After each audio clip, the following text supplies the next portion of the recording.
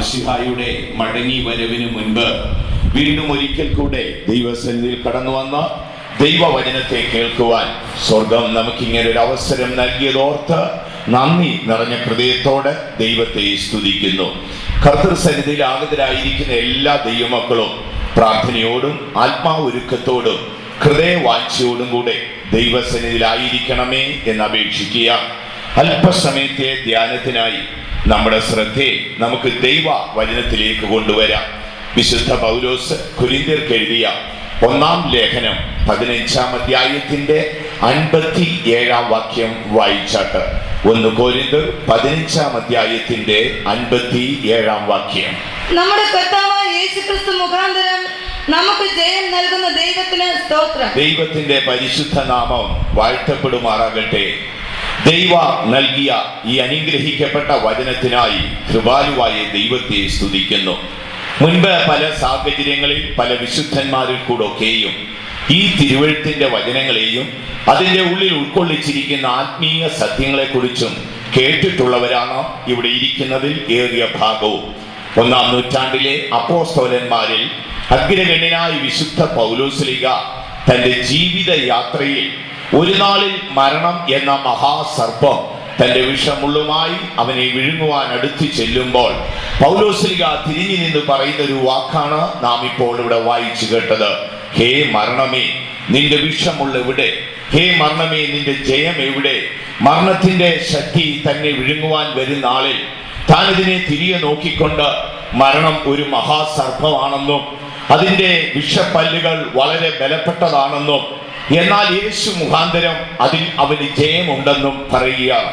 ഇന്ന് രാത്രിയിൽ കർത്തൃസന്നിധിയിൽ ആഗതരായിരിക്കുന്നവർ അടുത്തും അകലെയുമായിരുന്ന ദൈവവചനം ശ്രവിക്കുന്ന ശ്രോതാക്കളായ ഏവരും നിങ്ങളുടെ അന്തരാത്മാവിൽ ഏറ്റു പറഞ്ഞുകൊണ്ടിരിക്കേണ്ട ഒരു വാക്കാണ്, എന്റെ കർത്താവായ യേശു മുഖാന്തരം ജയം തരുന്ന ദൈവത്തിന് സ്തോത്രം.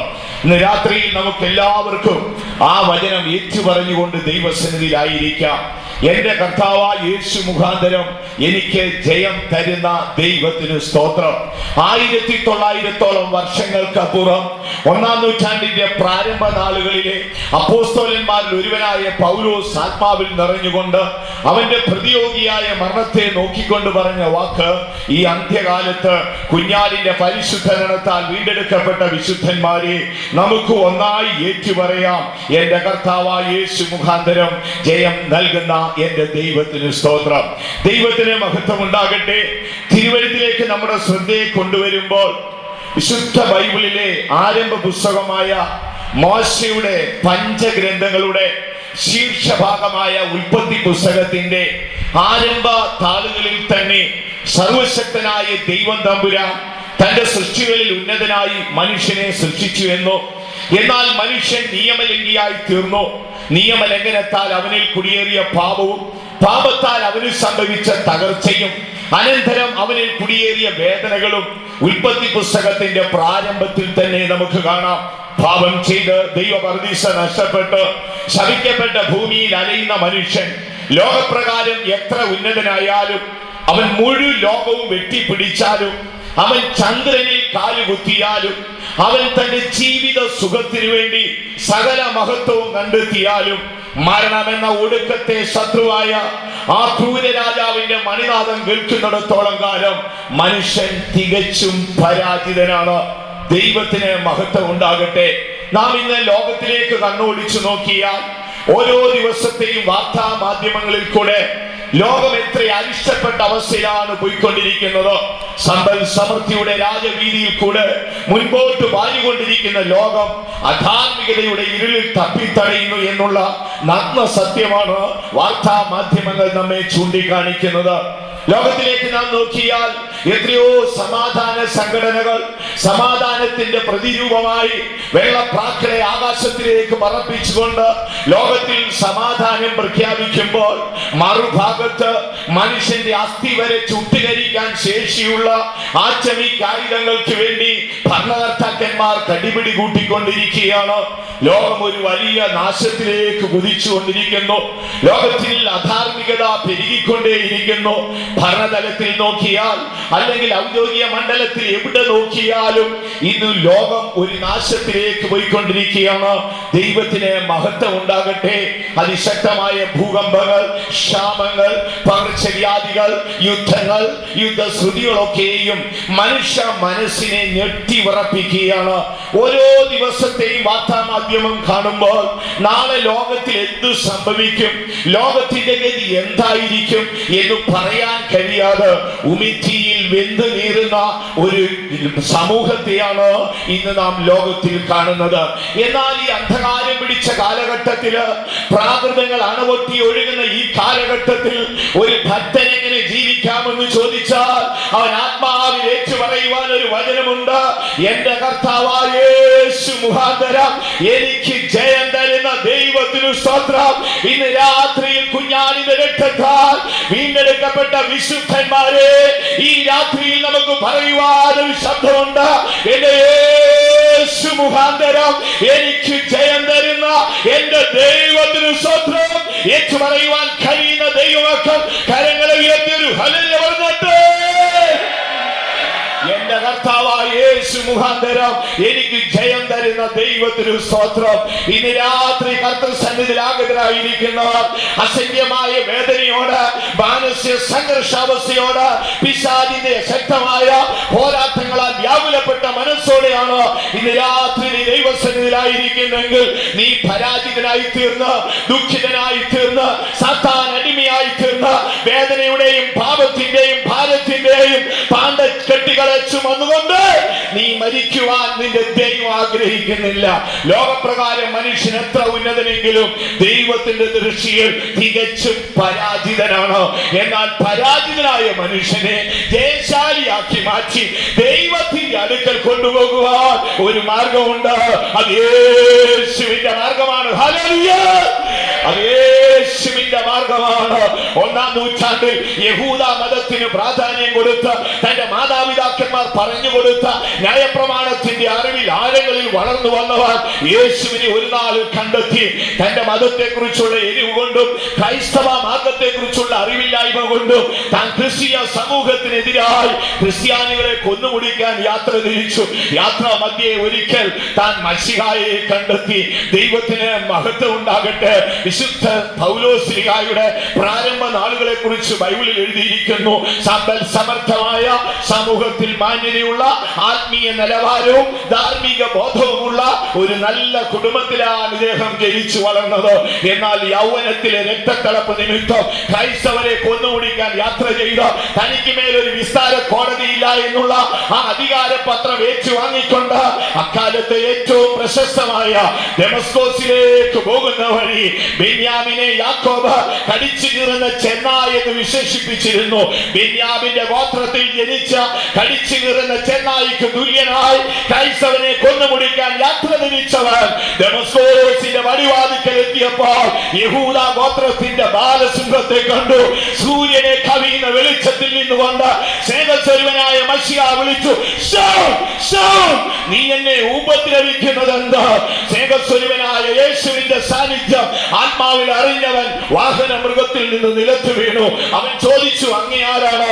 നീ ഉപദ്രവിക്കുന്ന നസ്രയനായ യേശുവാണ് ഞാൻ. താൻ ഒരിക്കലും യേശുവിനെ ഉപദ്രവിച്ചിട്ടില്ല. പരിശുദ്ധ രക്തത്താൽ വീണ്ടെടുക്കപ്പെട്ട വിശുദ്ധന്മാർ ക്രിസ്തുവിന്റെ ശരീരമാണെന്നും അവനെ ഉപദ്രവിക്കുന്നവർ യേശുവിനെ ഉപദ്രവിക്കുന്നു എന്നുള്ള വാക്ക് കേട്ട് അവൻ രക്ഷകന്റെ കാൽക്കൽ സാഷ്ടാംഗം വീണു.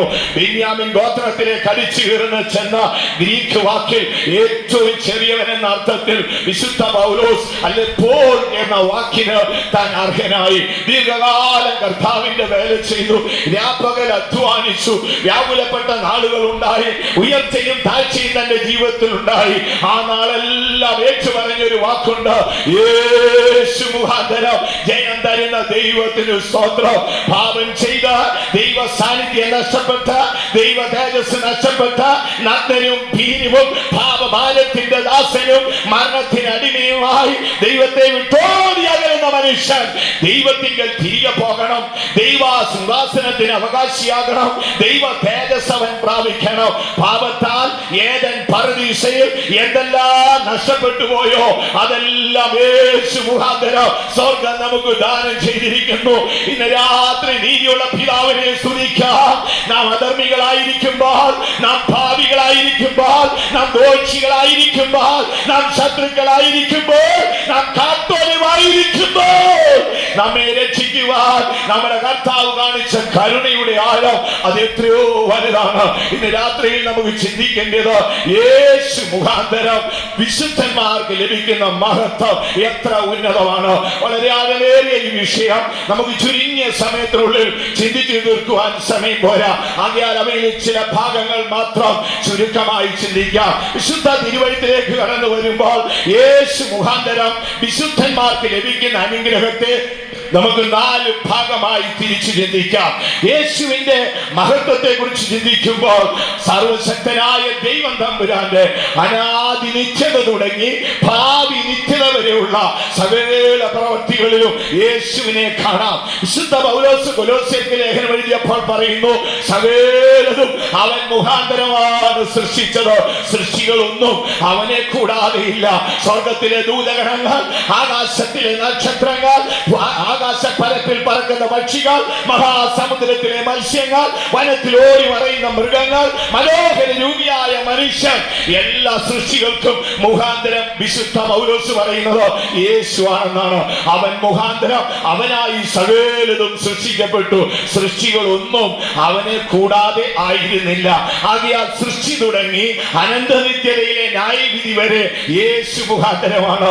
വിശുദ്ധ പൗലോസ് തന്റെ പ്രഭാഷണ വേളയിൽ പറയുന്ന ഒരു വാക്ക് നമുക്ക് കാണാം. അപ്പോസ്തല പ്രവൃത്തിയിലേക്ക് വരുമ്പോൾ അവിടെ 17:31 വാക്യത്തിൽ പൗലോസ് പറയുന്നു, ദൈവം നിയോഗിച്ച പുരുഷൻ മുഖാന്തരം മരിച്ചവരെ ന്യായം വിധിക്കും.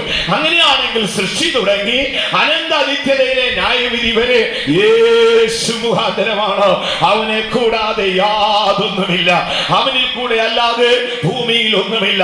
സൃഷ്ടി മുതൽ അനന്ത നിത്യതയുടെ ന്യായവിധി വരെ യേശുവിലാണ് കാണുന്നത്. യോഹന്നാന്റെ സുവിശേഷം 1-ാം അധ്യായത്തിന്റെ 3-ാം വാക്യത്തിലും കൊലോസ്യ ലേഖനം 1-ാം അധ്യായത്തിന്റെ 16-ാം വാക്യത്തിലും പൗലോസ്ലീഹ പറയുന്നു, അവൻ മുഖാന്തരമാണ് സകലതും സൃഷ്ടിക്കപ്പെട്ടത്. വീണ്ടും നാം വായിച്ചല്ലോ, നിത്യതയിലെ ദൈവസിംഹാസനത്തിൽ മരിച്ച മനുഷ്യന്റെ ആത്മാക്കളെ ന്യായം വിധിക്കുമ്പോഴും അവൻ മുഖാന്തരമാണ്. ദൈവം നിയോഗിച്ച പുരുഷൻ മുഖാന്തരം മരിച്ചവരെ ന്യായം വിധിക്കും. ആകയാൽ യേശു മുഖാന്തരം എന്ന് ബൈബിൾ ഉച്ചരിക്കുന്ന ചില ഭാഗങ്ങൾ നമുക്ക് ചുരുക്കമായി ചിന്തിക്കാം. യേശു മുഖാന്തരം നമുക്ക് എന്ത് ലഭിക്കും? ശുദ്ധ ബൈബിൾ ഇങ്ങനെയാണ് പറയുന്നത്, കർത്താവായ യേശു മുഖാന്തരം സ്വർഗത്തിലെ സകല ആത്മീയ അനുഗ്രഹവും മാനവരാശിക്ക് ലഭിച്ചു. ഞാൻ പറഞ്ഞല്ലോ, ഈ ഭാഗങ്ങളെ നമുക്ക് 4 ഭാഗമായി തിരിച്ചു പഠിക്കാം. 1 ദൈവവുമായിട്ടുള്ള ബന്ധം, 2 ഈ ലോകത്തിലെ ജീവിതയാത്ര, 3 മനുഷ്യൻ ചെയ്യുന്ന നന്മ പ്രവൃത്തി, 4 മരണാനന്തരമുള്ള നിത്യത. ഈ 4 വശങ്ങൾക്കും യേശുവാണ് മുഖാന്തരം. എല്ലാം വിശദമായി ചിന്തിപ്പാൻ സമയം പോരാ, ചില ഭാഗങ്ങൾ മാത്രം നമുക്ക് ചിന്തിക്കാം. 1-ാം ഭാഗത്തേക്ക് കടന്നു വരുമ്പോൾ യേശു മുഖാന്തരം വിശുദ്ധന്മാരെ നമുക്ക് ലഭിച്ച മഹത്വം അത് ദത്തെടുപ്പാണ്. എഫേസ്യർക്ക് പൗലോസ് ലേഖനം എഴുതുമ്പോൾ എഫേസ്യ ലേഖനം 1-ാം അധ്യായത്തിന്റെ 6-ാം വാക്യത്തിൽ പൗലോസ് പറയുന്നു, അവൻ മുഖാന്തരം പിതാവായ ദൈവം നമ്മെ ദത്തെടുത്തു. വായിച്ചാട്ട്, യേശുക്രിസ്തു മുഖാന്തരം. ബൈബിൾ ഉള്ളവർ അതൊന്ന് മാർക്ക് ചെയ്തോളണമേ. മുഖാന്തരം എന്ന് എഴുതിയിരിക്കുകയാണ്.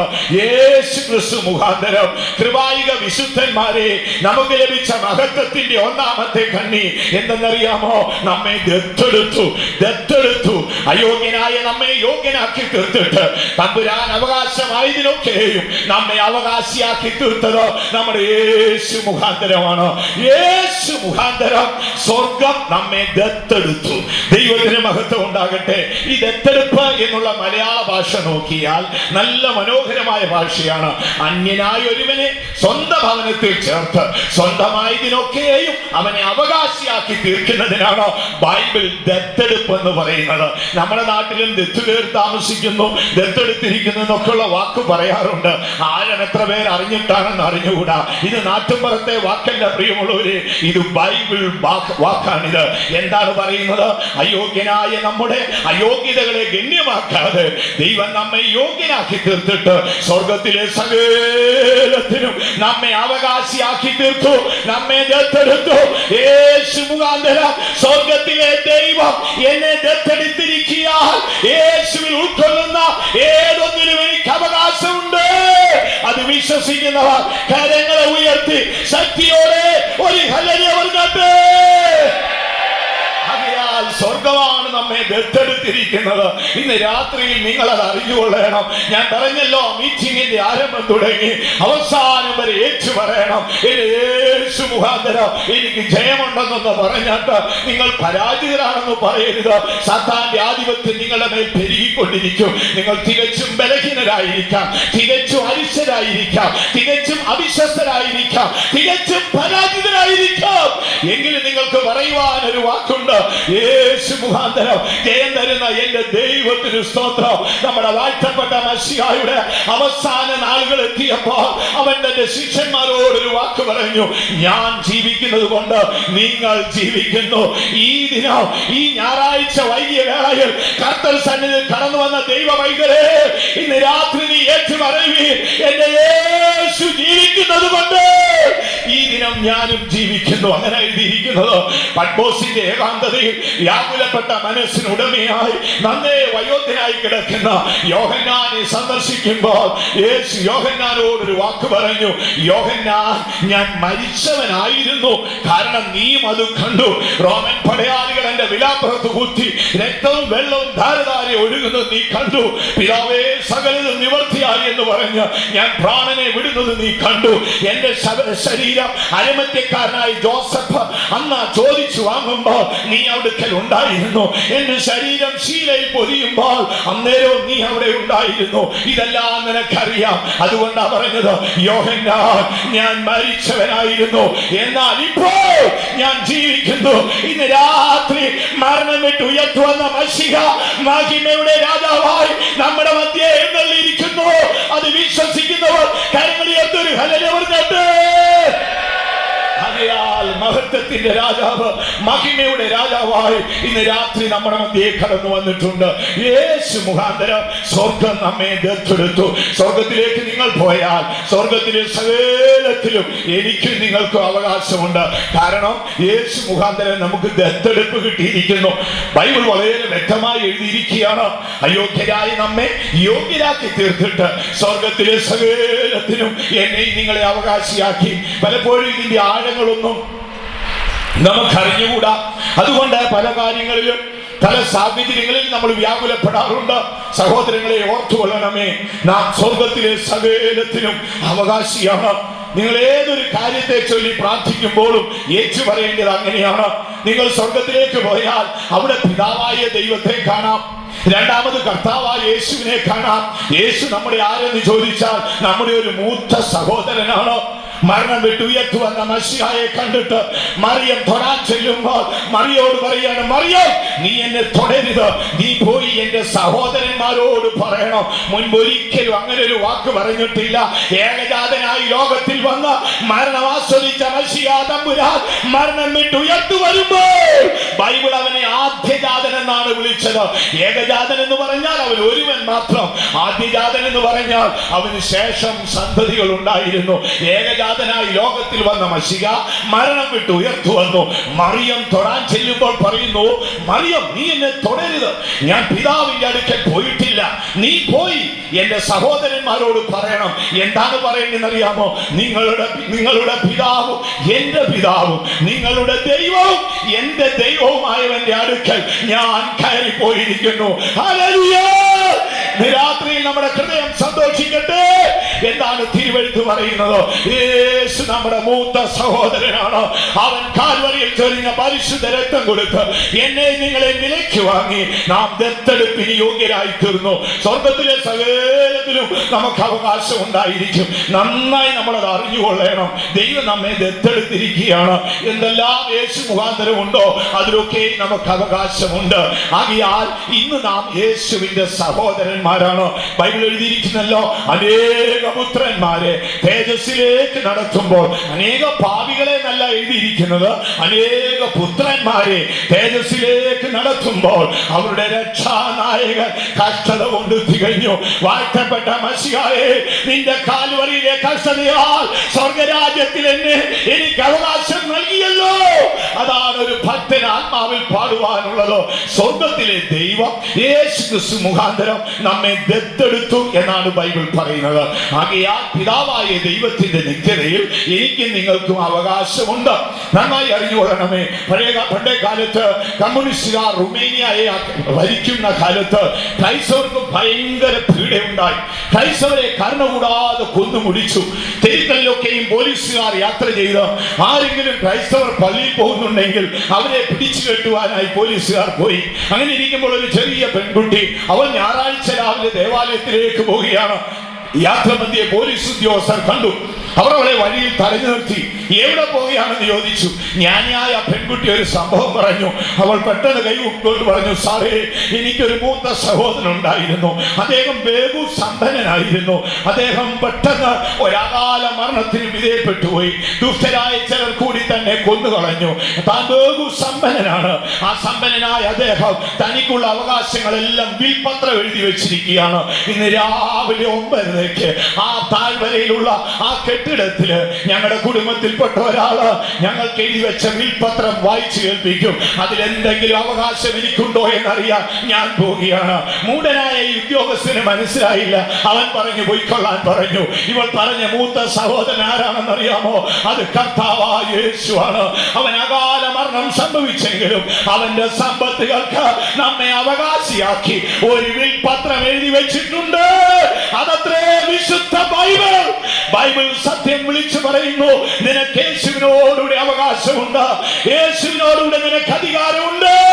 യേശുവിനോടുകൂടെ നിനക്ക് വാഴ്ചയുണ്ട്. കാര്യം സ്വർഗ്ഗം നിന്നെ ദത്തെടുത്തിരിക്കുകയാണ്. ദൈവത്തിന് മഹത്വം ഉണ്ടാകട്ടെ. ആ പെൺകുട്ടിയെ പോലീസ് ഉദ്യോഗസ്ഥർ വിട്ടുകളഞ്ഞു. അവൾ ദേവാലയത്തിലേക്ക് പോയി. അവിടെ കുടുംബത്തിൽപ്പെട്ട യേശുവിന്റെ രക്തത്താൽ വിലയ്ക്ക് വാങ്ങിയ ഒരു പുരോഹിതൻ എഴുന്നേറ്റ് നിന്ന് ഈ വിൽപത്രം വായിക്കാൻ തുടങ്ങി. അതാണ് വിശുദ്ധ ബൈബിൾ. ഇന്ന് രാത്രി നിങ്ങളിവിടെ കൂടി വന്നത് എന്തിനെന്നറിയാമോ? നമ്മുടെ മൂത്ത സഹോദരൻ 2000 വർഷങ്ങൾക്ക് മുൻപ് റോമൻ പടയാളികളുടെ ക്രൂരമായ മർദ്ദനമേറ്റ് അവൻ ആകാശത്തിനും ഭൂമിക്കും മധ്യേ തൂങ്ങി. അവൻ ബഹു സമ്പന്നനാണ്. അവന്റെ സമ്പത്തുകളിൽ എനിക്കും നിങ്ങൾക്കും അവകാശമുണ്ട്.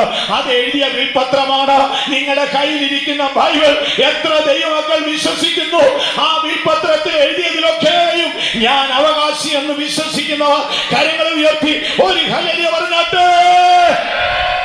ആകയാൽ സ്വർഗം നമ്മെ ദത്തെടുത്തു. പ്രിയമുള്ളവരെ, വീണ്ടും തിരുവഴുത്തിലേക്ക് കടന്നു വരുമ്പോൾ വിശുദ്ധ ബൈബിൾ പറയുന്നു, യേശു മുഖാന്തരം നമുക്ക് പിതാവിന്റെ അടുക്കൽ കയറി പോകാം. നല്ല വാക്കാ കൊടുത്തിരിക്കുന്നത്. വാഴ്ത്തപ്പെട്ട മശിഹ തന്നെ അനുഗമിച്ച ശിഷ്യന്മാരോട് പറയുകയാണ്, ഞാൻ മുഖാന്തരം അല്ലാതെ ആരും പിതാവിന്റെ അടുക്കൽ പോകുന്നില്ല. വായിച്ചാട്ട് യോഹന്നാന്റെ സുവിശേഷം 14-ാം അധ്യായത്തിന്റെ 6-ാം വാക്യവും എഫെസ്യ ലേഖനം 2-ാം അധ്യായത്തിന്റെ 18-ാം വാക്യവും വായിക്കാം. യേശു അവനോട്, ഞാൻ തന്നെ വഴിയും സത്യവും ജീവനും ആകുന്നു. ഞാൻ മുഖാന്തരം അല്ലാതെ, ശ്രദ്ധിക്കണമേ, ഞാൻ മുഖാന്തരം അല്ലാതെ ആരും പിതാവിന്റെ അടുക്കൽ പോകുന്നില്ല. പിതാവിന്റെ അടുക്കൽ പോകുവാൻ ഞാൻ മുഖാന്തരമേ ഉള്ളൂ. മനസാക്ഷികത്തിന്റെ മധ്യഘട്ടത്തിൽ ജീവിച്ചിരുന്ന ഭക്തനായ ഇയ്യോബ് തന്റെ വേദനയുടെ നാളിൽ ഒരിക്കൽ ദൈവത്തോട് ഇങ്ങനെ കരഞ്ഞു, ദൈവമേ, നിനക്കും എനിക്കും മധ്യേ നിന്ന് കാര്യങ്ങൾ പറഞ്ഞു തീർക്കുവാൻ ഒരു മധ്യസ്ഥൻ ഉണ്ടായിരുന്നെങ്കിൽ കൊള്ളാമായിരുന്നു. വേദനപ്പെട്ട നാളുകൾ ആളുകൾ സമ്പത്ത് നശിച്ച, സന്തതി മരിച്ച്, ആരോഗ്യം നഷ്ടപ്പെട്ട, ദൈവ സാന്നിധ്യത്തിന് അന്യപ്പെട്ട, സകല മാന്യതയും പോയി അവൻ ഇരുളിന്റെ പാതയിൽ തപ്പിത്തടയുമ്പോൾ അവൻ ദൈവസിംഹാസനത്തെ നോക്കി ഒരു ചോദ്യം ചോദിച്ചു. എനിക്ക് നിനക്ക് മധ്യ നിന്ന് കാര്യം പറഞ്ഞു തീർക്കുവാൻ ഒരു മധ്യസ്ഥൻ ഉണ്ടായിരുന്നെങ്കിൽ കൊള്ളാം. ആരാണ് ഈ മധ്യസ്ഥൻ എന്നറിയാമോ? ആദാമേ, ആദാമേ, നീ എവിടെ എന്ന് ചോദിക്കുമ്പോൾ ഞാൻ നാഥനാകൊണ്ട് നിന്റെ കാലച്ച കേട്ട് ഞാൻ ഓടുന്നു കർത്താവേ എന്ന് പറഞ്ഞ മനുഷ്യവർഗമേ, നിനക്ക് മടങ്ങി നിന്റെ ദൈവത്തിങ്കൽ പോകുവാൻ ഒരു വഴിയുണ്ട്. അത് യേശു മുഖാന്തരമാണ്. യേശു പറയുന്നു, ഞാൻ മുഖാന്തരമല്ലാതെ ആരും പിതാവിന്റെ സന്നിധിയിൽ പോകുന്നില്ല. നമ്മെ ദത്തെടുത്തത് യേശു മുഖാന്തരമാണ്.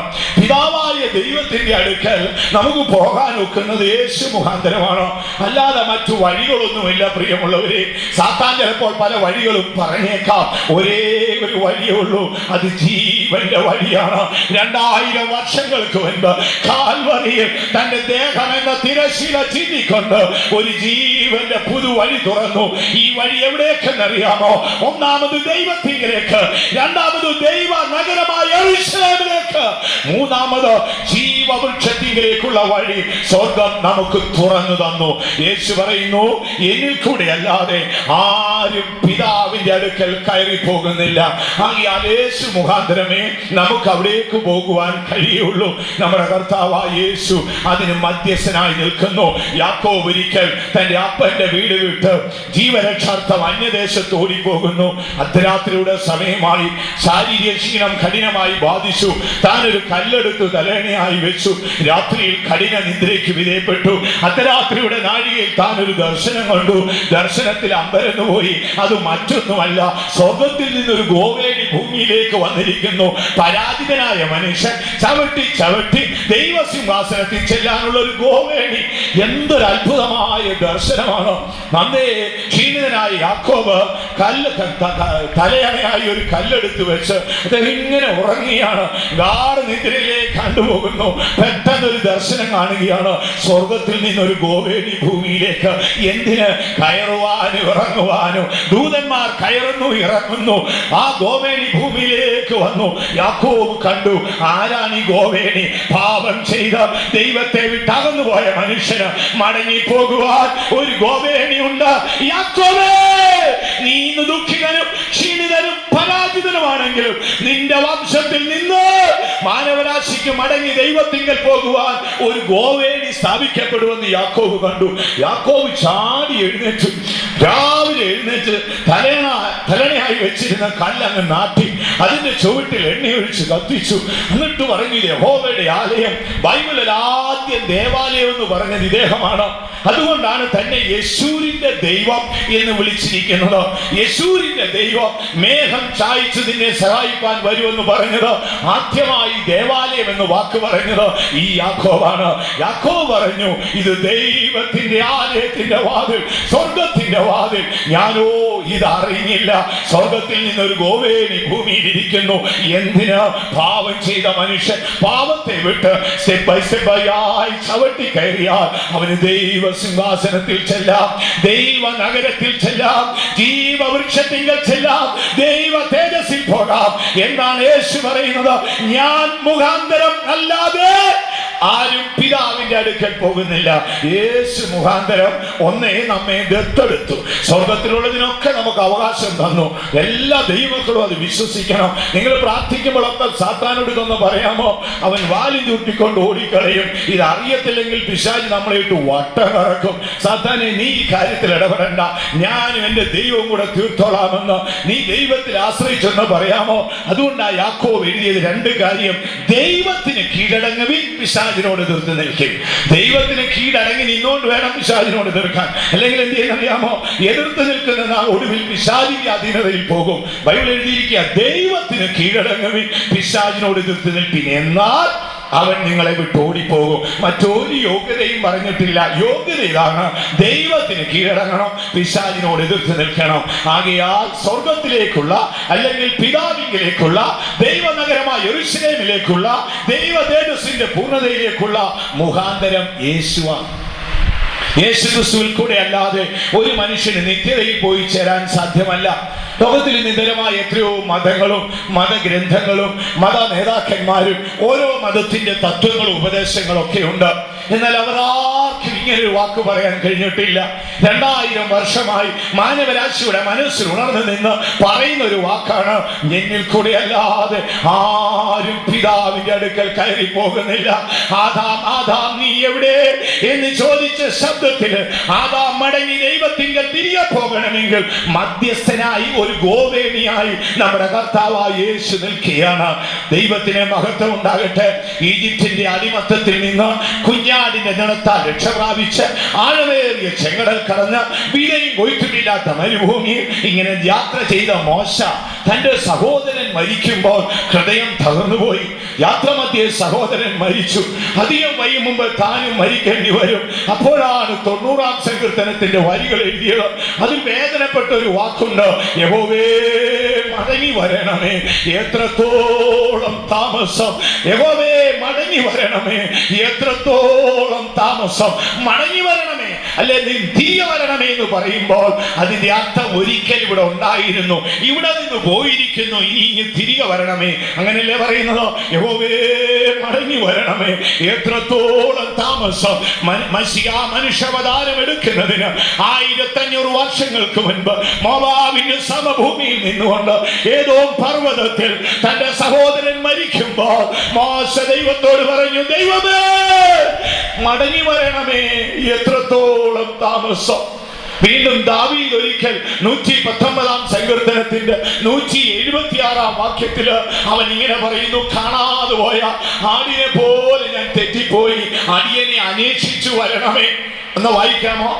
കാണാതെ പോയ ആടുപോലെ ഞാൻ തെറ്റിപ്പോയിരിക്കുന്നു. കാണാതെ പോയ ആടുപോലെ ഞാൻ തെറ്റിപ്പോയിരിക്കുന്നു. അടുത്തത്, അടിയനെ അന്വേഷിക്കണമേ. ദൈവത്തിന് മഹത്വം ഉണ്ടാകട്ടെ. അടിയനെ അന്വേഷിക്കണമേ എന്ന് ദാവീദ് പ്രാർത്ഥിക്കുമ്പോൾ മടങ്ങി വരണമേ എന്ന് മോശ പ്രാർത്ഥിച്ചിരുന്നു. ആകയാൽ കാലസമ്പൂർണ്ണതയിൽ യാക്കോബ് കണ്ട ദർശനമായ ഗോവേണി ഭൂമിയിൽ സ്ഥാപിക്കപ്പെട്ടു. സ്വർഗസിംഹാസനത്തിൽ നിന്ന് ഒരു ശബ്ദം കേൾക്കുന്നു, സകല ഭൂസീമ വാസികളുമായുള്ളവരെ നിങ്ങൾ എങ്കിലേക്ക് തിരിഞ്ഞ് നിങ്ങൾ രക്ഷ പ്രാപിച്ചുകൊള്ളുവീൻ. യാക്കോബ് കണ്ട സ്വർഗീയ ദർശനം മശിഹായിൽ കൂടെ ഭൂമിയിൽ നിവർത്തിച്ചു. യേശു മുഖാന്തരം നമുക്ക് പിതാവിന്റെ അടുക്കൽ തിരികെ പോകാം. വീണ്ടും തിരുവഴുത്തിലേക്ക് ശ്രദ്ധ കൊണ്ടുവരുമ്പോൾ ആ ഒന്നാം ഭാഗത്തിന്റെ മൂന്നാം അവസ്ഥയിലേക്ക് നമുക്ക് കടന്നു വരാം. ഞാൻ പറഞ്ഞല്ലോ, ഇത് 4 ഭാഗമായിട്ട് തിരിച്ചിരിക്കുകയാണ്. അതിൽ 3-ാം ഭാഗം സമാധാനം നമുക്ക് ലഭിച്ചത് യേശു മുഖാന്തരമാണ്. നമ്മുടെ സമാധാനം, ലോകത്തിൽ ഇന്ന് പല സമാധാനത്തിന്റെ രീതികൾ കാര്യങ്ങളൊക്കെ ഉണ്ടെങ്കിലും മനുഷ്യന് യഥാർത്ഥ സമാധാനം കിട്ടണം. സമാധാനം കിട്ടണമെങ്കിൽ പാപമോചനം പ്രാപിക്കണം. ഹൃദയത്തിൽ പാപം വാഴുന്നിടത്തോളം കാലം ഒന്നും സമാധാനം കിട്ടത്തില്ല. ഭൗമ്യമായ സമാധാനം എന്ന് പറയുന്നത് നമ്മുടെ അസ്ഥികളെല്ലാം ഒടിഞ്ഞ് ചിതറിയിരിക്കുമ്പോൾ നാം ഒരു ഹോസ്പിറ്റലിൽ കൊണ്ടുപോയാൽ, ഏതെങ്കിലും ഒരു ലോക്കൽ ഹോസ്പിറ്റലാണെങ്കിൽ ചെന്ന ഉടനെ പ്ലാസ്റ്റർ അങ്ങ് ചുറ്റും, അതിന്റെ ഉള്ളിൽ അസ്ഥിയെല്ലാം ഒടിഞ്ഞ് ചെളിയും കയറി ദുർഗന്ധം ഭവിക്കുന്ന അവസ്ഥയാണ്. ആ ചുറ്റുന്ന അല്ലെങ്കിൽ ആ നൽകുന്ന സംരക്ഷണം ഇതിനെ കൂടുതൽ ചീഞ്ഞ് ഹീനമാക്കത്തേ ഉള്ളൂ. എന്നാൽ ഒരു പാവി യേശുവിന്റെ അടുക്കൽ ചെന്നാൽ അവന് സമാധാനം കിട്ടും. വിശുദ്ധ പൗലോസ് കൊലോസ്യർക്ക് ലേഖനം എഴുതുമ്പോൾ 1-ാം അധ്യായത്തിന്റെ 20-ാം വാക്യത്തിൽ പറയുന്നു, അവൻ ക്രൂശിൽ ചൊരിഞ്ഞ രക്തം കൊണ്ട് അവൻ സമാധാനം ഉണ്ടാക്കി. വായിച്ചാട്ട്, അവൻ ക്രൂശിൽ ചൊരിഞ്ഞ രക്തം കൊണ്ട് അവൻ മുഖാന്തരം സമാധാനം ഉണ്ടാക്കി. യേശു മുഖാന്തരം എന്നുള്ളതാണ് നമ്മുടെ ചിന്താ വിഷയം. യേശു മുഖാന്തരം സ്വർഗം നമ്മെ ദത്തെടുത്തു. യേശു മുഖാന്തരം പിതാവിലേക്കുള്ള വഴി തുറന്നു കിട്ടി. യേശു മുഖാന്തരം എനിക്ക് നിങ്ങൾക്കും സമാധാനം കിട്ടി. നമ്മുടെ സമാധാനം എവിടെ നിന്ന് കിട്ടിയെന്നാണ് അറിയാമോ? യേശുവിൽ നിന്നാണ്. ബാങ്ക് അക്കൗണ്ട് ഉള്ളത് കൊണ്ടോ, മനോഹരമായ ഒരു കെട്ടിടം ഉള്ളത് കൊണ്ടോ, അല്ലെങ്കിൽ ഏറ്റവും ആർഭാടമുള്ള ഒരു വാഹനം ഉള്ളത് കൊണ്ടോ, വലിയൊരു എസ്റ്റേറ്റ് ഉള്ളത് കൊണ്ടോ കിട്ടിയ സമാധാനമല്ല. പാപത്തിന്റെ കറകൾ ഹൃദയത്തിൽ ആണ്ട് പിടിച്ചു കിടന്നപ്പോൾ ദൈവത്തിന്റെ നീതിയും ദൈവത്തിന്റെ വിശ്വസ്തതയും നമ്മുടെ പാപം ക്ഷമിച്ച നാളിൽ സ്വർഗത്തിൽ നിന്ന് ചൊരിഞ്ഞ ആ മശിഹായുടെ പരിശുദ്ധ രക്തം നമ്മുടെ പാപക്കറകളെ കഴുകിക്കളഞ്ഞു. ദൈവത്തിന് മഹത്വം ഉണ്ടാകട്ടെ. 2000 വർഷങ്ങൾക്ക് മുൻപ് ഗോൽഗോഥായിൽ മാനവരാശിയുടെ പാപത്തെയും രോഗത്തെ സകലത്തെയും ചുമന്നുകൊണ്ട് നമ്മുടെ രക്ഷകൻ മരിച്ചു. യെശയ്യാവ് പറയുകയാണ്, നമ്മുടെ സമാധാനത്തിന്റെ ശിക്ഷ അവന്റെ മേലായി. യേശുവേ, അങ്ങക്ക് എന്താണ് സംഭവിച്ചത് ചോദിക്കുമ്പോൾ അവിടെ യെശയ്യാവ് പറയുന്നു, സമാധാനത്തിന്റെ ശിക്ഷ അവന്റെ മേലായി. യേശു മുഖാന്തരമാണ് സ്വർഗം നമുക്ക് സമാധാനം തന്നിരിക്കുന്നത്. സാത്താൻ ഇതിൽ കയറിയൊന്നും തൊടാൻ അനുവാദമില്ല. അതുകൊണ്ടാണ് ബൈബിൾ പറഞ്ഞത്, ഞാൻ യെരൂശലേമിന് ചുറ്റും ഒരു തീ മതിലായിരിക്കും, നിന്നെ തൊടുന്നവൻ കണ്ണിന്റെ കൃഷ്ണമണിയെ കയറി തൊടുന്ന പോലിരിക്കും. അതായിരിക്കണം ദൈവഭക്തന്മാരെ ആത്മാവിൽ അറിയേണ്ട. എന്റെ സമാധാനം അത് നാട്ടുകാർ തന്നൊന്നുമല്ല, അല്ലെങ്കിൽ പുതിയതായി മന്ത്രിസഭ ഉണ്ടാക്കിയ മന്ത്രിമാര് തന്നതല്ല, ലോകത്തിലെ ഓഫീസുകളിൽ ഞാൻ വാങ്ങിയതല്ല, ഭൗമിക സമ്പത്തിൽ നിന്നല്ല.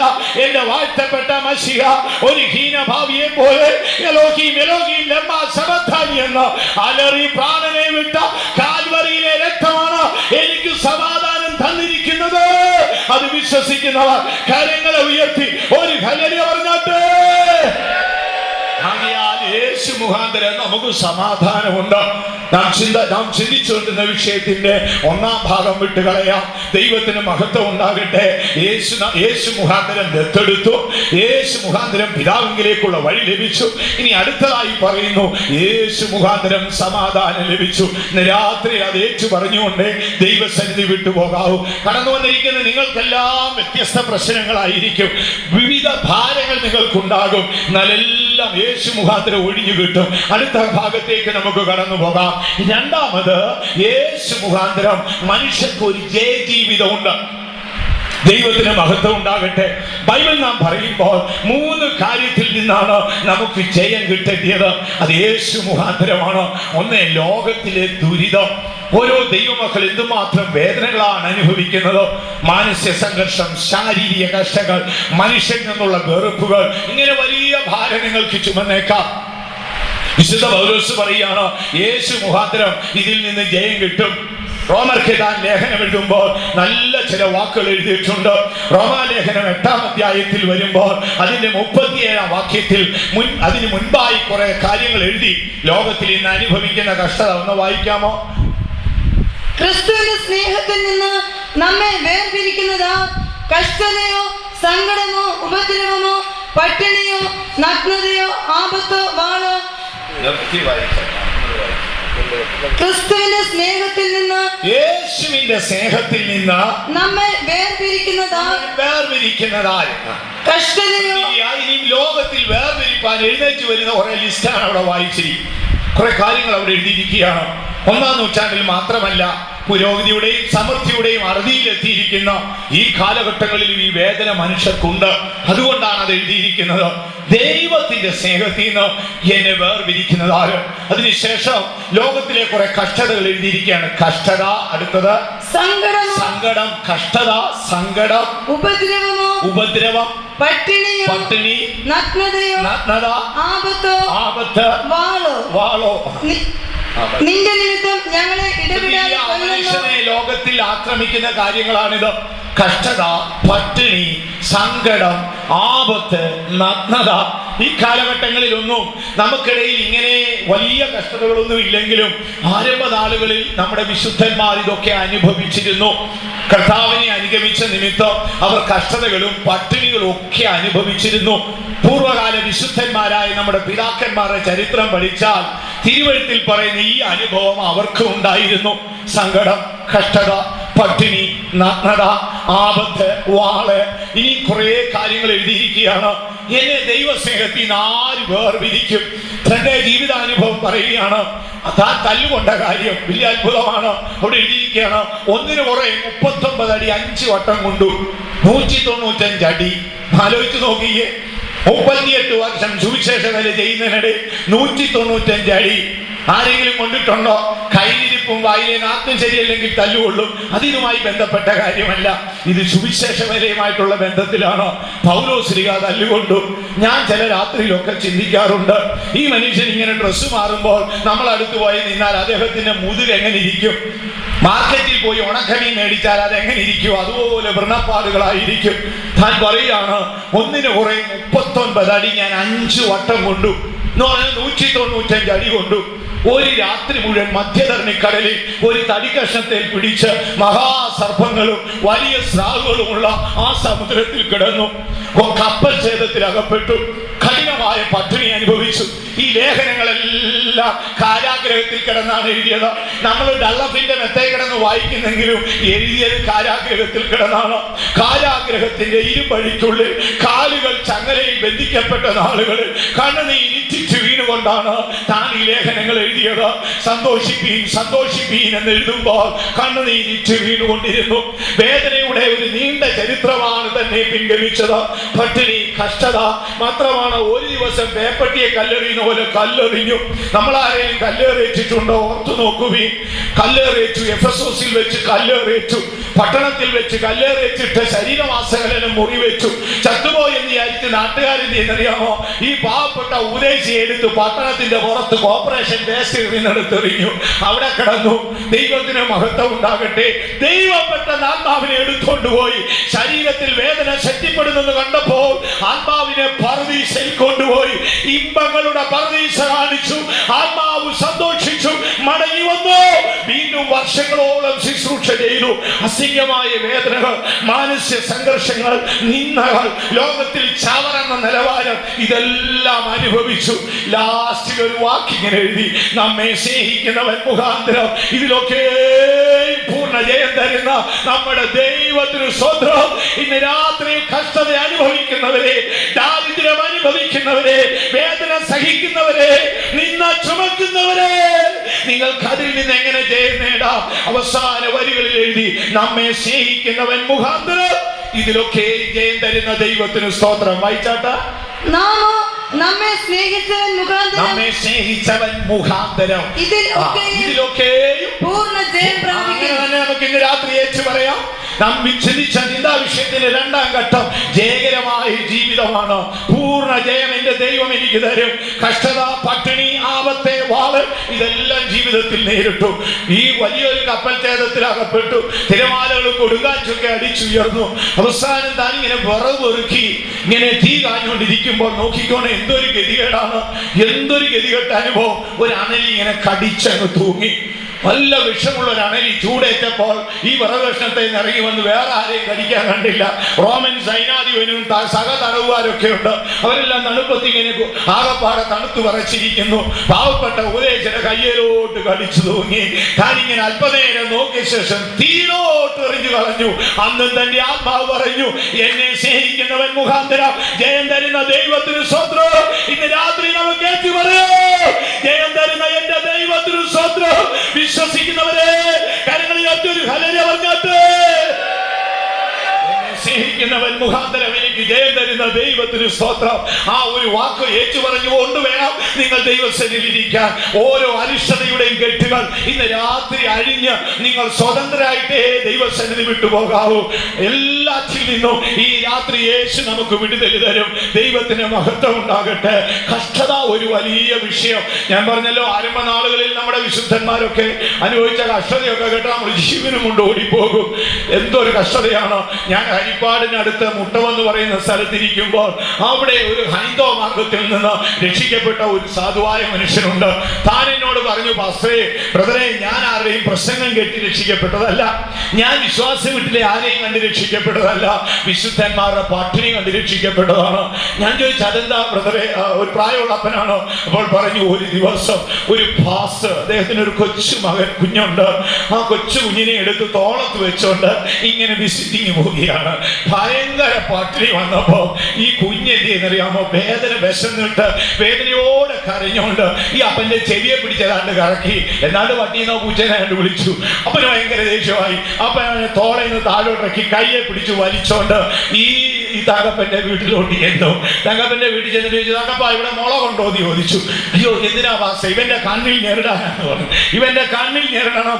ഇവൻ എന്നോട് ഇങ്ങനെ സംസാരിച്ചു. ആ കൊച്ചു കുഞ്ഞ് കരഞ്ഞപ്പച്ചാ, ഞാൻ വിശപ്പ് വിശപ്പ് കൊണ്ട് പറഞ്ഞു പോയതാണ്, ദയവായി ചെയ്യരുതേ, ദയവായി ചെയ്യരുതേ എന്ന്. താനാകെ ഞെട്ടിപ്പോയി, ഇതെന്താ കാര്യം? അപ്പോഴാണ് സംഭവം അറിയുന്നത്. താൻ പെട്ടെന്ന് തെങ്ങ കയറി കരിക്ക് വെട്ടിക്കൊടുത്ത് അപ്പനും മകനും ആ വെള്ളമൊക്കെ കൊടുത്ത് കരിക്ക് കൊടുത്ത് വിട്ടു. കണ്ടാൽ നല്ല സൗന്ദര്യവും കോമളത്തുള്ള മനുഷ്യർ. ആ കുഞ്ഞു പട്ടിണി കൊണ്ട് കരയുന്നോ? ആ മനുഷ്യന്റെ മനസ്സറിയാൻ തുടങ്ങി. താൻ ആരോടും പറഞ്ഞില്ല. ഈ പാസ്റ്റ് പോയ വഴി താൻ നോക്കിക്കൊണ്ടിരുന്നു. കുറെ കഴിഞ്ഞ് തന്റെ പിന്നാലെ ചെന്നു. താൻ മുട്ടം ഫെയ്ത്തോമിലാണ് ചെന്ന് കയറിയത്. അങ്ങനെ ആ മനുഷ്യൻ നമ്മുടെ മാർഗത്തിൽ വന്നു. എന്നോട് പറഞ്ഞു, വിശുദ്ധന്മാരുടെ കഷ്ടതയാണ് എന്നെ ഈ മാർഗത്തിലേക്ക് കൊണ്ടുവന്നത്. നമ്മുടെ ആരംഭകാല വിശുദ്ധന്മാരൊക്കെ ഇതിനപ്പുറമായി സഹിച്ചിരിക്കുന്നു. സ്വന്തം മക്കളെ അറിയാത്ത അനുഭവമുണ്ട്. എത്രയോ പട്ടിണികൾ, വേദനകൾ, കഷ്ടങ്ങളൊക്കെ അനുഭവിച്ചു. നമുക്ക് തിരുവല്ലായിൽ പണ്ടൊരു കോശിയപ്പച്ചനുണ്ട്. അപ്പച്ചൻ മരിച്ചുപോയി. മുമ്പ് ഞാൻ നിങ്ങൾ കേട്ടിട്ടുണ്ടായിരിക്കും. ആ അപ്പച്ചന്റെ ഒരു ഇളയ മോനുണ്ട്, ബെന്നി. പണ്ട് കുഞ്ഞായിരിക്കുന്ന കാലത്ത് ഈ കൊച്ചു പയ്യൻ ബെന്നിയെ അങ്ങ് സിലോണിൽ കൊണ്ടുപോയി. അവൻ അവിടെ വല്ല മിടുക്കനായി വളർന്നു വന്നു.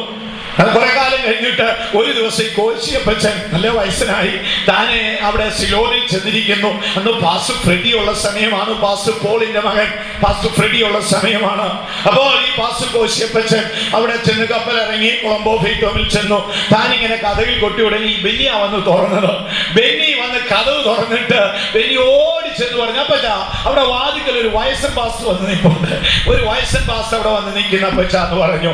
പാസ്റ്റർ ഫ്രെഡി എഴുന്നേറ്റ് വരുമ്പോൾ KP കോശിയാണ്. പാസ്റ്റർ ഫ്രെഡി ഒന്നും തിരിച്ചു സംസാരിച്ചില്ല. പാസ്റ്റർ ഫ്രെഡി ഉള്ളിലേക്ക് പോയി. കർത്താവേ, നിന്റെ നാമനിമിത്തം സ്വന്തം കുഞ്ഞിന് അപ്പനെ അറിയാത്തൊരനുഭവം വന്നുവോ? അവർ സ്വന്തം മക്കളെ ആദരിച്ചില്ലെന്നുള്ള വാക്ക് എത്ര അത്ഭുതമാണ്. പാസ്റ്റർ ഫ്രെഡി മിണ്ടാതെ കയറിപ്പോയി. പുറകെ ഇദ്ദേഹവും കയറി ചെന്നു, സംസാരിച്ചുകൊണ്ടിരുന്നു. ഇതിനിടയിൽ ഈ ബെന്നി അടുക്കൽ വിളിച്ചു. ബെന്നി, KP കോശി ആരാണെന്ന് ചോദിച്ചു. അവൻ ചാടിക്കയറി പറഞ്ഞു, അതെന്റെ അപ്പച്ചനാണ്. ഇതാരാണെന്ന് അറിയാമോ? അറിയത്തില്ല എന്ന് പറഞ്ഞു. മോനെ, ഇതാണ് KP കോശി. നമ്മുടെ പിതാക്കന്മാരായ വിശുദ്ധന്മാർ ജീവനെ പകച്ചു, അവർ കഷ്ടത അനുഭവിച്ചു. അതിന്റെ നന്മയാണ് ദൈവമക്കളെ ഇന്ന് നാം അനുഭവിക്കുന്നത്. നന്നായി ഓർത്തുകൊള്ളണമേ. അവരുടെ കാൽപാദം കഴുകി കുടിക്കാനുള്ള യോഗ്യത പോലും ഈ തലമുറയ്ക്കില്ല. സ്വന്തം മക്കളെ അറിയാതെ സ്വന്തം ജീവനെ പകച്ചാണ് നമ്മുടെ പിതാക്കന്മാർ ഈ മാർഗം കെട്ടിയുണ്ടാക്കിയത്. ആ ബോധ്യം ഒരിക്കലും നമ്മെ വിട്ടുപോകരുത്. അവരെല്ലാം ജയിച്ചത് എങ്ങനെയാണെന്നറിയാമോ? അവിടെ പൗലോസ് പറയുന്നു, കഷ്ടത, പട്ടിണി, ആപത്ത്, വാള്, ദുഃഖമൊക്കെ വന്നോട്ട് എന്നെ സ്നേഹിച്ചവൻ മുഖാന്തരം എനിക്കതിൽ ജയം തരും. ഇന്ന് രാത്രി എത്ര പേര് അതേച്ചു പറയും? കഷ്ടത വരട്ടെ, പട്ടിണി വരട്ടെ, ഏകാന്തത വരട്ടെ, നഗ്നത വരട്ടെ, സകല അനർത്ഥവും എനിക്ക് വരട്ടെ, എങ്കിലും എന്നെ സ്നേഹിച്ചവൻ മുഖാന്തരം എനിക്കതിൽ ജയം തരും. എത്ര ദൈവമക്കൾ വിശ്വസിക്കുന്നു? നിങ്ങളൊന്ന് ഏറ്റു പറയാമോ? സാത്താൻ ജീവനും കൊണ്ടോടിപ്പോകും. വരട്ടെ, യേശു മുഖാന്തരം എനിക്കതിൽ ജയം തരും. ആകയാൽ കഷ്ടതയിൽ നിന്നുള്ള വിടുതൽ യേശു മുഖാന്തരമാണ്. യേശു മുഖാന്തരം നമുക്ക് ജയം തരും. നമുക്കത് തന്നെ ഏറ്റു പറഞ്ഞുകൊണ്ടേ ദൈവസന്നിധിയിലിരിക്കാം. വീണ്ടും തിരുവെഴുത്തിലേക്ക് കടന്നു വരുമ്പോൾ രണ്ടാമത്തെ ഭാഗം അരിഷ്ടതയാണ്. പ്രിയമുള്ളവരെ, അത് സകല മനുഷ്യർക്കും അരിഷ്ടതയുണ്ട്. അപ്പോസ്തലനായ പൗലോസ് ഒരിക്കൽ പറയുകയാണ്, എനിക്ക് നന്മ ചെയ്യാൻ ആഗ്രഹമുണ്ട്. ആഗ്രഹം നല്ലതാണ്. ചെയ്തു കൂട്ടുന്നതോ ഇച്ഛിക്കാത്ത തിന്മ. വീണ്ടും താൻ എഴുതിയിരിക്കുക, ഇച്ഛിക്കുന്നതിനെയല്ല, അതിൽ റിജക്ഷൻ എന്നാണ് കൊടുത്തിരിക്കുന്നത്. ഞാൻ വെറുത്ത് കളഞ്ഞതിനെ ഞാൻ ചെയ്യുന്നു. അയ്യോ, ഞാൻ അരിഷ്ട മനുഷ്യൻ, ഞാൻ ജഡമയൻ, പാപത്തിന്റെ ദാസൻ, ആരെന്നെ വിടുവിക്കും? എല്ലാ മനുഷ്യ ജീവിതങ്ങളെയും ആക്രമിച്ചിട്ട് അവരെ നിരാശപ്പെടുന്ന ശക്തിയാണ് അരിഷ്ടത. റോമാലേഖനം 7-ാം അധ്യായത്തിന്റെ 24-ാം വാക്യത്തിൽ വരുമ്പോൾ അരിഷ്ടത കാണാം. ചിലർക്ക് ഇതിന്റെ ആത്മീയ സത്യങ്ങളൊന്നും അറിഞ്ഞുകൂടാ. അവരിങ്ങനെ ആത്മീയരായിരിക്കുമ്പം പ്രാർത്ഥിക്കും. ചിലരെ കണ്ടിട്ടില്ലേ? ചിലർക്ക് ഇങ്ങനെ ഉണർവ് കൂടിപ്പോയാൽ ആഴ്ചയിൽ 4 സഹായവും വേണമെന്ന് പറയുന്നവരുണ്ട്. ഫെയ്ത്തോമിൽ പോകാനേ ഇഷ്ടമില്ല. പത്രോസിന്റെ കൂട്ടാ, കർത്താവ് സമ്മതമാണെങ്കിൽ അവിടെയും കുടിൽ കേട്ടാ, ഇവിടെയും കുടിൽ കേട്ടാ, മനെ അപ്പുറത്തോടും കൂടെ കേട്ടാ, നമുക്ക് ഇവിടെ കാണും ഇരുന്നോളാം. വീടും വേണ്ട, ഭാര്യയും വേണ്ട, കുടുംബവും വേണ്ട. യേശു ഇദ്ദേഹത്തിന്റെ ഹൃദയം ഇങ്ങനെ നോക്കിക്കൊണ്ടിരുന്നു. മരുവ മലയിൽ വന്ന് മോശയും ഏലിയാവും സംസാരിക്കുന്നവർ. ഭൂമിയിൽ ആർക്കും അലക്കി വെളുപ്പിക്കാനൊക്കാത്ത ഒരു ഡ്രസ്സാണ് യേശു ഇട്ടിരിക്കുന്നത്. ഇത്രയുമേ പത്രോസ് കണ്ടതുള്ളൂ. ഉടനെ അദ്ദേഹം പറയാ, സമ്മതമാണെങ്കിൽ കുടിൽ കെട്ടാൻ കർത്താവേ, ഇവിടെയും കെട്ടാം അപ്പുറത്തും കെട്ടാം, 3 കുടിൽ കെട്ടാം, ഞങ്ങൾ എവിടെയെങ്കിലും കിടന്നോളാം, ഒന്ന് എലിയാവിനും, ഒന്ന് മോശയ്ക്കും, ഒന്ന് നിനക്കും. ഇതായിരുന്നു പാവപ്പെട്ടവന്റെ ആഗ്രഹം. എന്നാൽ ഒരു ദിവസം ഒരുത്തൻ ചോദിച്ചു, നിന്നെയും നസ്രേനായ യേശുവിനെ ഇവിടെ കണ്ടിട്ടുണ്ടല്ലോ, കൈമലത്തി പറയാൻ നിന്റെ ഭാഷ എനിക്ക് പിടികിട്ടുന്നില്ലടാ, എനിക്ക് അറിഞ്ഞുകൂടാ, എനിക്ക് അങ്ങനെ ഒരു വ്യക്തിയെ അറിഞ്ഞുകൂടാ. നസ്രേത്തുകാരനായ യേശു എന്ന് പറയുന്ന ഒരുവനെ എനിക്ക് അറിഞ്ഞുകൂടാ. ജീവിതയാത്രയിൽ എല്ലാ മനുഷ്യർക്കും അരിഷ്ടതയുണ്ട് സഹോദരങ്ങളെ. അത് വലിയവനായാലും ചെറിയവനായാലും അരിഷ്ടതയുണ്ട്. പൗലോസ്ലീഹ വേദനയോടെ കരയാണ്, അയ്യോ ഞാനൊരു അരിഷ്ടൻ, ജഡമയൻ, പാപത്തിന്റെ ദാസൻ, ദൈവമേ ആരെന്നെ വിടുവിക്കും. ചിലരെ നാം നോക്കിയാൽ നല്ല ആത്മീയ ഉണർവാണെ അവർ പ്രാർത്ഥിക്കും. എന്തെങ്കിലുമൊക്കെ ജീവിതത്തിന്റെ പാകപ്പിഴ വന്നാൽ പിന്നെ പ്രാർത്ഥിക്കുക. സാത്താൻ ഇങ്ങനെയുള്ളവരെ മനസ്സിലാക്കും. ശ്രദ്ധിച്ചിട്ടില്ലേ? ബാക്കി കാര്യങ്ങളെല്ലാം വീട്ടിൽ ക്രമമായി ഓടും. വൈകിട്ടത്തെ ഭക്ഷണം അത് പൊറോട്ടയാണോ, ചപ്പാത്തിയാണോ, കഞ്ഞിയാണോ, പുട്ടാണോ, ഇനി എന്താ അത് കറക്റ്റായിട്ട് നടക്കും. ടെലിവിഷനിലെ സകല സീരിയലും കാണും, ഏരിയലും കാണും, എല്ലാം കാണും. പ്രാർത്ഥന മാത്രം ഉഴക്കും. അത് സാത്താൻ ഇങ്ങനെ പഠിച്ചു വെച്ചിരിക്കുകയാണ്. അവനെ എങ്ങനെ പിരികൊടുക്കാൻ അറിയാം. ഒന്നിൽ അപ്പനെ ഇളക്കും, ഇല്ലെങ്കിൽ ഇങ്ങനെ കാട്ടുകഴുതെ പോലൊരു സന്തതി കാണും, അവനെ അങ്ങ് ഇളക്കും. ആരെങ്കിലും ഇളക്കി തല്ലിക്കിറക്കി പ്രാർത്ഥന മുടക്കും. ശ്രദ്ധിച്ചിട്ടുണ്ടോ? അരിഷ്ടതയുടെ ഒരു വശമാണ്. പൗലോസ് അരിഷ്ടപ്പെട്ട നാളിൽ നിരാശപ്പെട്ടതായി ബൈബിളിൽ പറയുന്നില്ല. അരിഷ്ടപ്പെട്ട നാളിൽ പൗലോസ് എന്ത് ചെയ്തെന്നാ പറയുന്നത്? താൻ പറയുന്നു, യേശു ക്രിസ്തു മുഖാന്തരം എന്റെ പിതാവായ ദൈവത്തിന് സ്തോത്രം. ഇന്ന് രാത്രിയിൽ അരിഷ്ടതയുടെ ചങ്ങലയിൽ ബന്ധിക്കപ്പെട്ടവരെ ഈ രാത്രി നീ ഏറ്റു പറയുകയും, യേശു മുഖാന്തരം എന്റെ പിതാവിന് സ്തോത്രം. അയ്യോ ഞാൻ അരിഷ്ടൻ, ജഡമയൻ, പാപത്തിന്റെ ദാസൻ എന്ന് പറഞ്ഞ് കരയുന്ന പൗലോസിന്റെ അവസാന വാക്കേതാണ്, ഞാൻ അരിഷ്ടത നിമിത്തം, ബലഹീന നിമിത്തം വായടച്ച് കിടന്നുറങ്ങുമെന്നല്ല പറഞ്ഞത്. അരിഷ്ടതയിലും അവൻ ദൈവത്തെ സ്തുതിച്ചു. ആരെയാണ് ഇടയ്ക്ക് പിടിച്ചു നിർത്തിയത്? യേശുവിനെ. എങ്ങനെയല്ലേ പറയുന്നത്? എന്റെ യേശു മുഖാന്തരം എന്റെ പിതാവായ ദൈവത്തിന് സ്തോത്രം. ഒന്ന് വായിച്ചാട്ടെ. നമ്മുടെ കർത്താവായ യേശു ക്രിസ്തു മുഖാന്തരം ഞാൻ ദൈവത്തിന് സ്തോത്രം ചെയ്യുന്നു. അതിന് മുകളിലുള്ള വാക്കുകൾ അരിഷ്ടതയുടെയും പരാജയത്തിന്റെയും നീണ്ട ലിസ്റ്റ് എഴുതിയിട്ട് പറയുകയാണ്, യേശു മുഖാന്തരം എന്റെ ദൈവത്തിന് സ്തോത്രം. അവരുടെ ദൈവമക്കളെ എല്ലാ ദിവസവും പ്രാർത്ഥിച്ചിട്ടേ കിടക്കാവൂ.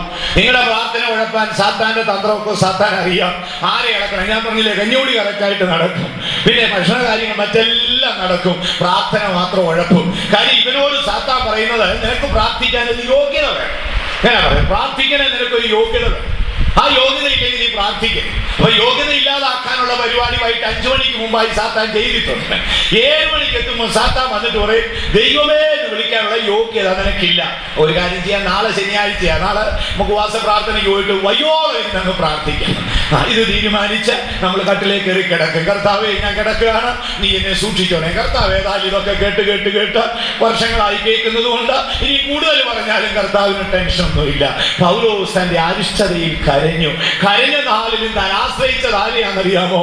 യേശു മുഖാന്തരം എന്റെ പിതാവായ ദൈവത്തിന് സ്തോത്രം. ഇന്ന് രാത്രി നമുക്ക് ഏറ്റു പറയാം, യേശു മുഖാന്തരം എന്റെ പിതാവായ ദൈവത്തിന് സ്തോത്രം. ഞാൻ പറഞ്ഞല്ലോ, ജയകരമായ ജീവിതത്തിന്റെ രഹസ്യം യേശു മുഖാന്തരമാണ്.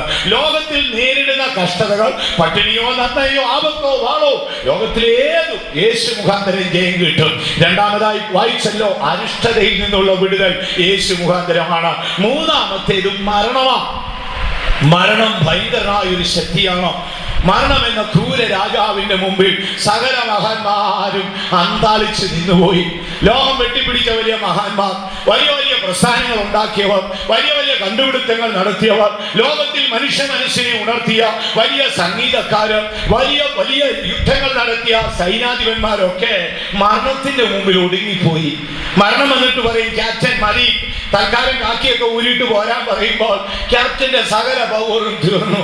അതിനു മുമ്പ് ക്യാപ്റ്റൻ എന്ന് വാക്ക് പറഞ്ഞാൽ അത് രാജ്യത്തെ ആക്രമിക്കും. പക്ഷെ മരണം എന്ന് പറഞ്ഞപ്പോൾ തീർന്നു.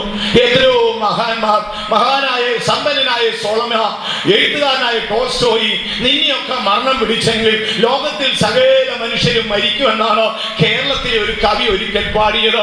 ആദ്യാൽ മരണം എല്ലാവർക്കും ഉണ്ട്. മരണത്തെ എങ്ങനെ അതിജീവിക്കാം? പൗലോസ് പറയുന്നത് മരണം ഒടുക്കത്തെ ശത്രുവാണ്.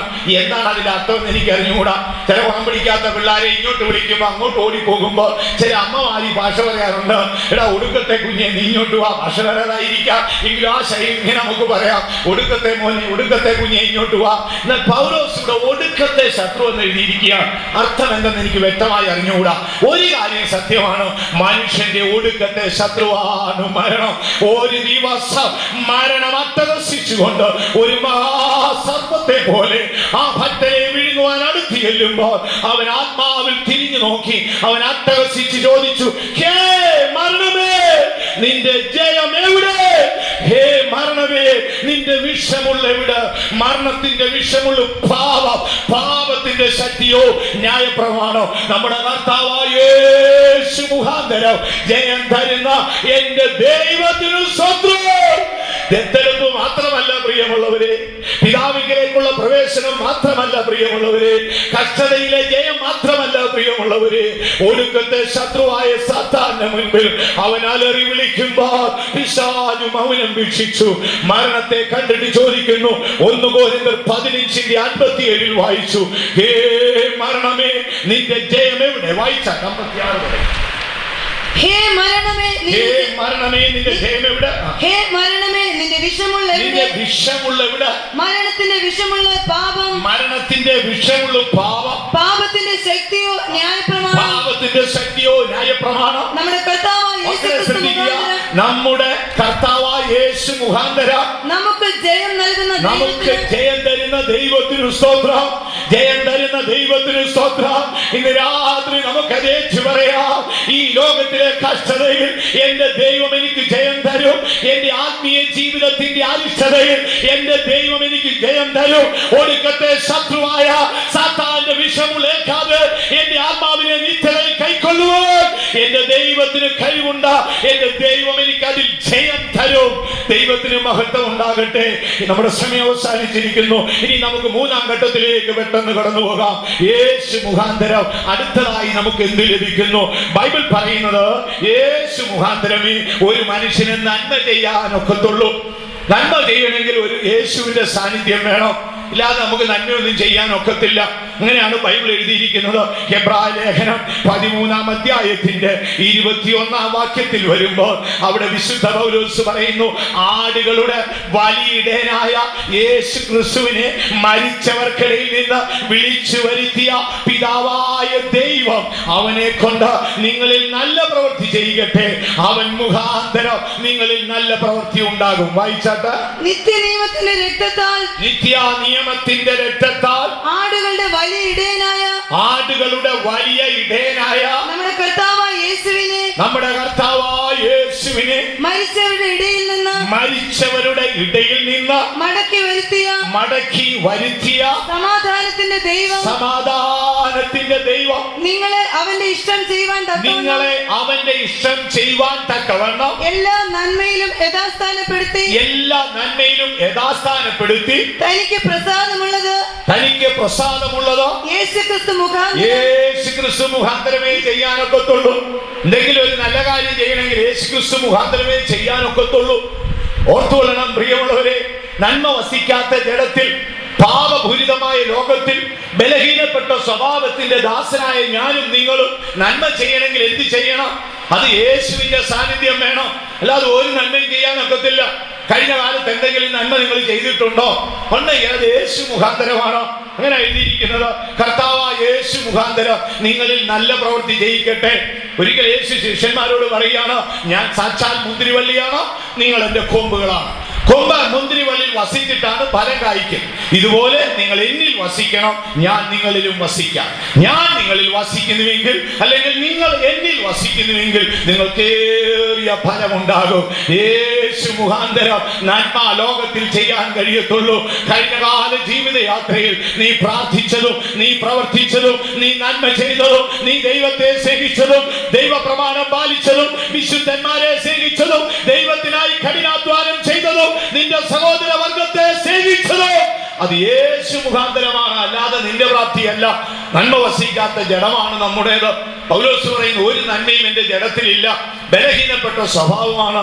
പാപപൂരിതമായ ലോകമാണ്. പാപം നിറഞ്ഞ ലോകത്തിൽ, നന്മ വസിക്കാത്ത ജഡത്തിൽ, ബലഹീന സ്വഭാവത്തിന്റെ ദാസനായ മനുഷ്യ, നിന്നെ കൊണ്ട് നല്ല കാര്യം ചെയ്യിക്കാൻ നിന്റെ യേശുവിന് കഴിയും. അവൻ മുഖാന്തരം നിങ്ങളിൽ നല്ല പ്രവൃത്തിയെ ചെയ്യിക്കട്ടെ. ഇനി അടുത്തതായി നാം നോക്കിയാൽ ഈ മൂന്നാം ഘട്ടത്തിന്റെ രണ്ടാം ഭാഗത്തേക്ക് വരുമ്പോൾ അവിടെ പറയുകയാണ്, അവന്റെ അടുക്കൽ വന്നിട്ട് ജീവനുള്ള കല്ലായി തീർന്നിട്ട് യേശു മുഖാന്തരമാണ് നിങ്ങളെ പണിയുന്നത്. വായിക്കാമോ? 1 പത്രോസ് 2-ാം അധ്യായത്തിന്റെ 5-ാം വാക്യത്തിലാണോ? പെട്ടെന്ന് വായിച്ചാട്ട്. ജീവനുള്ള കല്ലായ അവന്റെ അടുക്കൽ വന്നിട്ട് നിങ്ങളും ജീവനുള്ള കല്ലുകൾ എന്ന പോലെ ആത്മീയ ഗ്രഹമായി യേശുക്രിസ്തു മുഖാന്തരം ദൈവത്തിന് പ്രസാദമുള്ള. അപ്പൊ യേശുക്രിസ്തു മുഖാന്തരമാണ് നമ്മുടെ പണികളൊക്കെ നടക്കുന്നത്. ഇതുവരെ എന്തെങ്കിലുമൊക്കെ ആത്മീയമായ ഒരു പണി നമ്മുടെ ജീവിതത്തിൽ നടന്നെങ്കിൽ അത് യേശു മുഖാന്തരമാണ്. ഇതുവരെ നമ്മുടെ ആത്മീയ ജീവിതത്തിൽ ഏതെങ്കിലും നന്മ ചെയ്തെങ്കിൽ അത് യേശു മുഖാന്തരമാണ്. അതുകൊണ്ടാണ് ഒരിക്കൽ പൗലോസ് പറഞ്ഞു, ഞാൻ മരിച്ചു, ഇനി ജീവിക്കുന്നത് യേശുവാണ്. ഇന്ന് രാത്രിയിൽ ഈ സത്യം അറിഞ്ഞിട്ടേ പോകാവൂ. യേശു മുഖാന്തരമേ നമുക്കൊരു നന്മ ചെയ്യാൻ ഒക്കത്തുള്ളൂ. സഹോദരങ്ങളെ, നമ്മൾ നന്മ ചെയ്തിട്ടുണ്ടെങ്കിൽ നമ്മുടെ ആരുടെയും സ്വഭാവമല്ല, നമ്മൾ നന്മ ചെയ്യുന്ന മനുഷ്യരുമല്ല.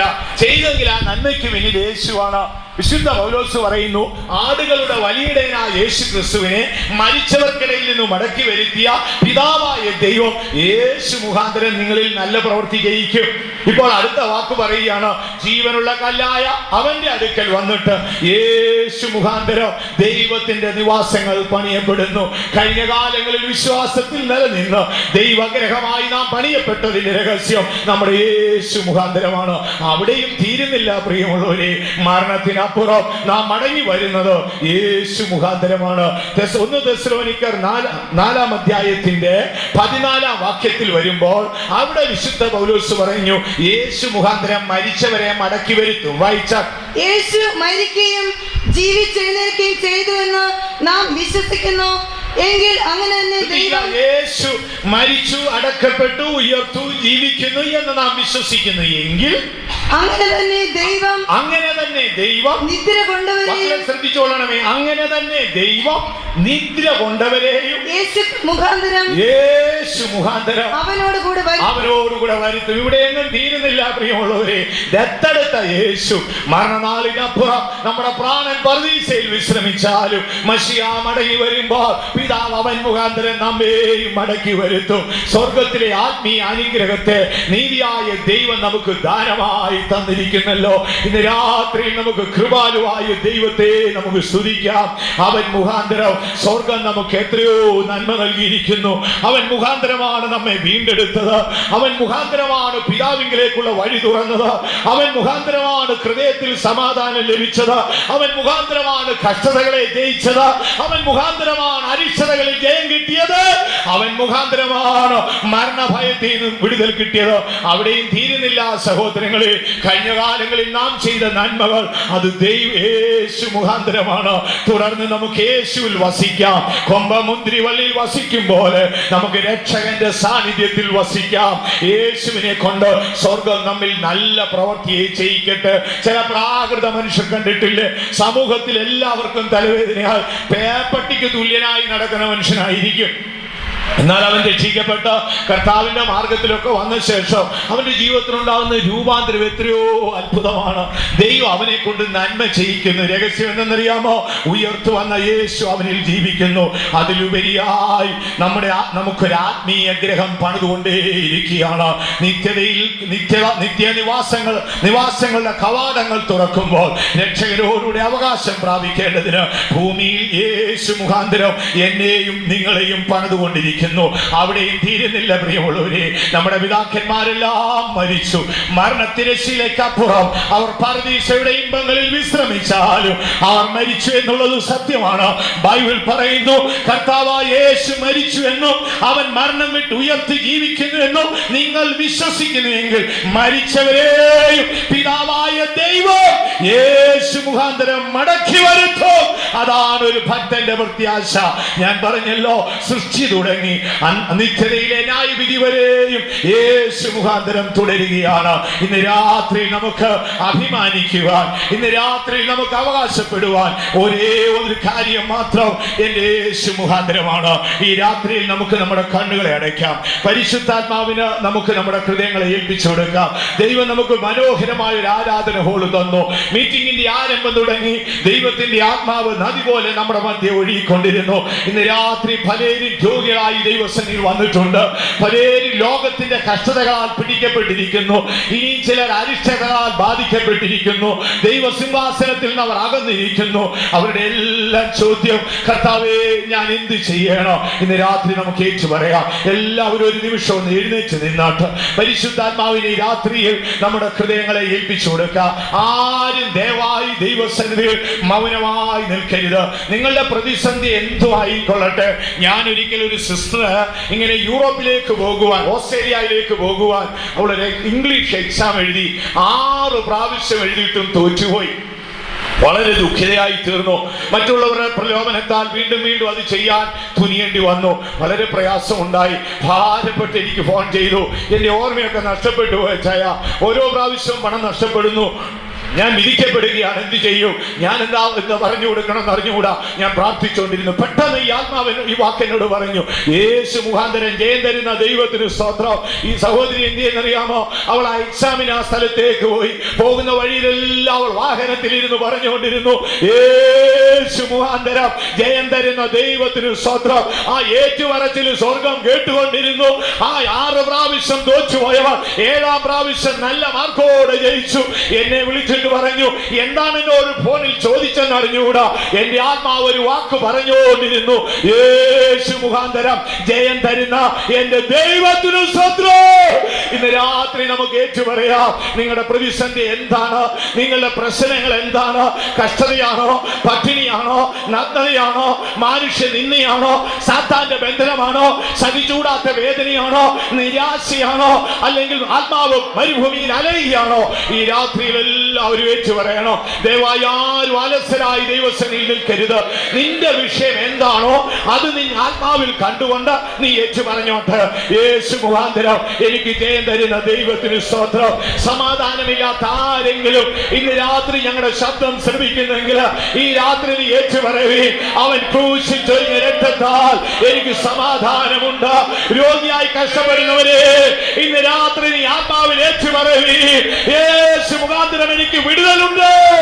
മരണഭയത്താൽ പിടിക്കപ്പെട്ടവരെ ഈ രാത്രി നീ ഏറ്റു പറയുകയും, യേശു മുഖാന്തരം എനിക്ക് ജയമുണ്ട്. എല്ലാവരും ഒരേ ശബ്ദത്തോടെ ഏറ്റു പറഞ്ഞാട്ട് സാത്താന്റെ കെട്ടുകൾ അഴിയട്ടെ, പിശാചിന്റെ കെട്ടുകൾ അഴിയട്ടെ. പൗലോസ് പറയുന്നു, കഷ്ടത, പട്ടിണി, നഗ്നത, ആപത്തെ, വാള്, ഇതെല്ലാം പറഞ്ഞ ശേഷം നമ്മെ സ്നേഹിക്കുന്നവൻ മുഖാന്തരം ഇതിലൊക്കെ ജയം തരുന്ന നമ്മുടെ ദൈവത്തിന് സ്തോത്രം. ഹല്ലേലൂയ. പരിശുദ്ധാത്മാവിന് ഹൃദയങ്ങളെ ഏൽപ്പിച്ചു കൊടുത്താട്ട് ഒരു നിമിഷം എല്ലാവരും ഏറ്റു പറഞ്ഞുകൊണ്ടേ ഇരുന്നാട്ട്, എന്താണ് നിങ്ങളുടെ വിഷയം? ഒരുപക്ഷെ അത് നിങ്ങൾ മാത്രം അറിയുന്നതായിരിക്കാം. നിങ്ങളുടെ തകർന്ന കുടുംബത്തെ കുറിച്ചുള്ള വ്യാകുലമായിരിക്കാം, അല്ലെങ്കിൽ നിങ്ങളുടെ വഴി വിട്ടുപോകുന്ന മക്കളെ കുറിച്ചുള്ള ചിന്തകളായിരിക്കാം, നിങ്ങൾക്ക് നികത്താൻ കഴിയാത്ത കടഭാരങ്ങളായിരിക്കാം, ഏറെ അധ്വാനിച്ചിട്ടും ഒന്നും നേടാനൊക്കാത്ത സാഹചര്യമായിരിക്കാം. നിത്യം ദൈവവചനം കേട്ടിട്ടും അരിച്ചതയുടെ ചങ്ങലയാൽ നീ ബന്ധിതനായിരിക്കും. നിരാശയും വ്യാകുലവും നിനക്കുണ്ടായിരിക്കാം. ഇന്ന് രാത്രി നീ അവയെ നോക്കിക്കൊണ്ട് ഭീരുവിനെ പോലെ മടങ്ങി പോകുമല്ല വേണ്ടിയത്. ഹൃദയം കൊണ്ട് വിശ്വസിച്ചാട്ട്, വാ കൊണ്ട് ഏറ്റു പറഞ്ഞാട്ട്, യേശു മുഖാന്തരം എനിക്ക് ജയമുണ്ട്. എല്ലാവരും ഏറ്റു പറഞ്ഞാട്ട്, യേശു മുഖാന്തരം എനിക്ക് ജയമുണ്ട്. എന്നെ സ്നേഹിച്ചവൻ മുഖാന്തരം എനിക്ക് ജയം തരുന്ന ദൈവത്തിന് സ്തോത്രം. Hallelujah, hallelujah, hallelujah. പരിശുദ്ധാത്മാവ് നമ്മുടെ ഹൃദയത്തെ ഉണർത്തട്ടെ. സാത്താന്റെ കെട്ടുകൾ അഴിയട്ടെ, പിശാചിന്റെ കോട്ടകൾ തകരട്ടെ. യേശു മുഖാന്തരം എനിക്കതിൽ ജയം തരുന്ന ദൈവത്തിന് സ്തോത്രം. എന്നെ സ്നേഹിച്ചവൻ മുഖാന്തരം എനിക്കതിൽ ജയം തരുന്ന ദൈവത്തിന് സ്തോത്രം. Hallelujah, hallelujah. ജയമെടുത്തു നാം സ്തുതിച്ചിടുവോം.